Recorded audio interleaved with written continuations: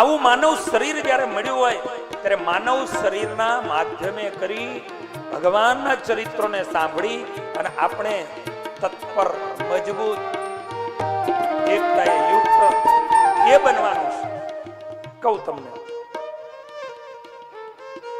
શા માટે આ રામકથા શું શીખવાડશે ને એ બતાવવા જાઉં છું. બાકી તમે જુઓ જગતની અંદર તમે પોતે વિચાર કરો, 5 મિનિટ જ તમે પોતે વિચાર કરો, તમારી લાઈફમાં તમારી જિંદગીમાં તમે વધારે ને વધારે ઝઘડા કોની હારે છો? રામકથા શા માટે એ બતાવવા જાઉં છું. તમારી જિંદગીમાં તમારી લાઈફમાં તમે વધારે ને વધારે ઝઘડા કોની હારે છો? તમારા પોતાના માણસો સાથે, તમારા પોતાના વ્યક્તિની સાથે. તમે જેને અતિ પ્રેમ કરતા હશો, જેને તમે તમારા નજીકનો જેને માન્યો હશે, એની હારે જ તમારી જિંદગીમાં તમે વધારે ને વધારે બાઈ જાય છો. વધારે ને વધારે ગુસ્સે તમે ત્યાં થયા છો.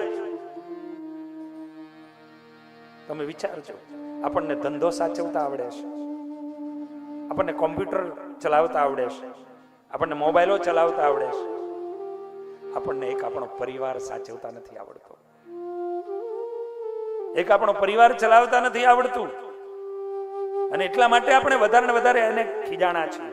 તમારા નજીકના નજીક વ્યક્તિને તમે વધારે ને વધારે ગુસ્સા કર્યા છે, વધારે ને વધારે ત્યાં તમે ઝઘડા કર્યા છે. આ રામકથા બતાવશે કે એને માફ કરાય, એની માટે ગળી જવાય. નહીતર લક્ષ્મણજી તો લાલ ચોર થતા હતા, પણ ભગવાન શ્રી રામ શીખવાડતા હતા, નહીં લખન, જે બધું થઈ રહ્યું છે, બધું જ બની રહ્યું છે, બરોબર થાય છે, તો શાંત થઈ જા. વિચાર કરજો, પરિવારની અંદર કઈ પણ ઘટના ઘટે એની અંદર આ શું શીખવાડે. અને એટલા માટે આ માનવ શરીર રામ કથા શીખવાડે છે. અને એટલા માનવ શરીર જે મળ્યું છે ને, એ પરમાત્માની ભક્તિ કરવા માટે મળ્યું છે. માટે વારે વારે અહીંયા ભક્તિ માંગશે, ભક્તિના વરદાનો માંગશે. સરપંચ શ્રી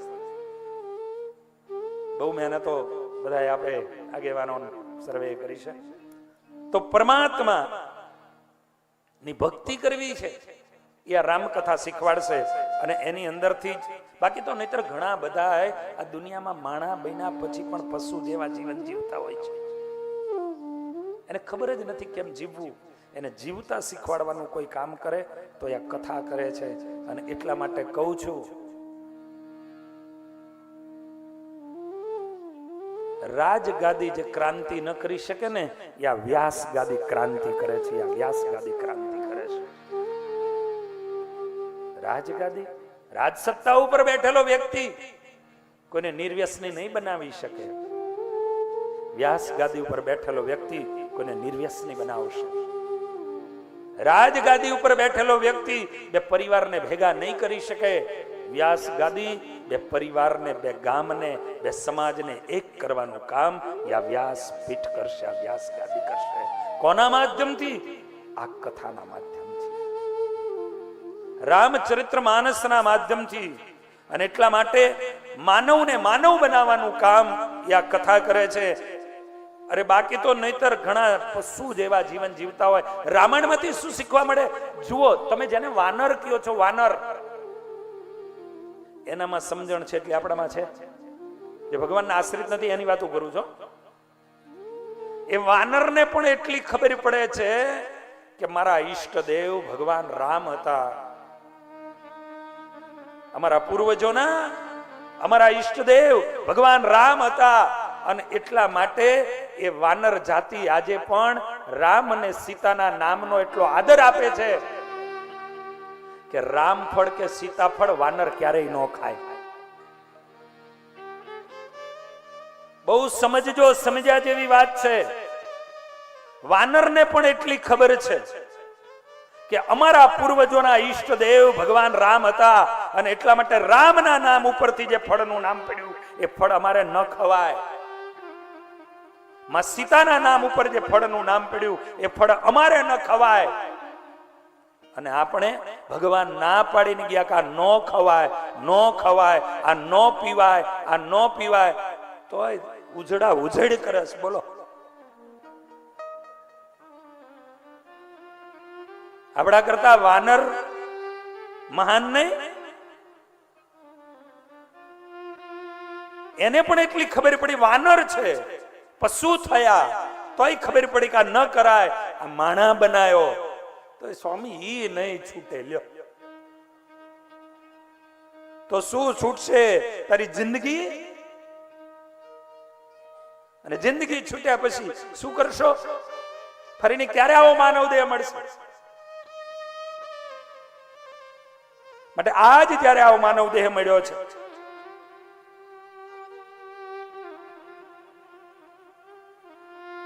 માટે વાનરના જેવી આપણામાં એને એના આરાધ્ય જેની યારે નામ જોડાયા, એના ઈષ્ટના નામ જોડાયા, એ ફળ ખાવાનો ત્યાગ કરી દીધો. બસ આપણે કોના છીએ? આપણા પૂર્વજો કોણ હતા? ભગવાન રામ, ભગવાન કૃષ્ણ, ભગવાન સ્વામિનારાયણ.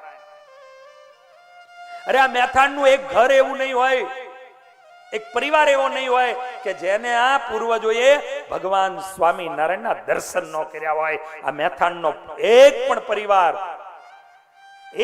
પરિવાર એવું કહું છું એવો નહીં હોય કે જેના પૂર્વજે ભગવાન સ્વામિનારાયણના દર્શન ન કર્યા હોય. અનેક વખત મહારાજ અહીં પધાર્યા છે. કહેવાનો મારો મતલબ તો આપણને ફરીને માનવ બનાવવાનું કામ આ કથા કરશે. અને એટલા માટે જ કથામાં આપણે જવું છે. કથાનો શુભ પ્રારંભ જ્યારે થઈ રહ્યો છે ત્યારે સમય પણ બરોબર 2 કાંટા ભેગા થઈ ગયા છે. હવે જુદા પડ્યા પહેલા આપણા જુદા થઈ જઈએ. એ ઘડિયાળના 2 કાંટા જુદા પડે તે પહેલા આપણે જુદા થઈ જઈએ આ સભા મંડપમાંથી, કારણ કે રસોડા સુધી આપ બધા જ પહોંચો એટલા માટે. તો રામ કથાનો પ્રારંભ બરોબર 3:30 વાગે, જ્યારે કથાનો ફરીને બીજું સત્ર, ત્યાંથી રામ કથાના રચયિતા ભગવાને તુલસી કેવા છે? 80 વર્ષની ઉંમરે તુલસીદાસજીએ, સ્વામીજી 80 વર્ષની ઉંમરે હાથમાં કલમ લીધી. વિચાર કરજો, તુલસીદાસજી મહાત્માજીએ 80 વર્ષની ઉંમરે હાથમાં કલમ લીધી છે. 80 વર્ષ કેટલા એને આ દુનિયાના અનુભવો થયા છે. આ દુનિયાએ શાંતિથી જ્યાં બેસીને આરાધના કરતા ને આરાધના નથી કરવા દીધી. લખેલી રામ પોથીઓ, એ પોથીઓ લઈ લઈને જૂટવીને લોકો ભાગ્યા છે. તુલસીના જીવનમાં ડોકિયા કરો ને તો ખબર પડે. પણ છતાંય આવનારા મારા સમાજને કંઈક મળે એની માટે થઈ અને તુલસીજીએ કેમે કરી અને બચાવી અને આ ભગવાનના ચરિત્રોની ગૂંથણીઓ કરી અને મને ને તમારા અંતરને શાંતિ મળે એટલા માટે અદ્ભુત આ શાસ્ત્રની રચના કરી એ તુલસીદાસજી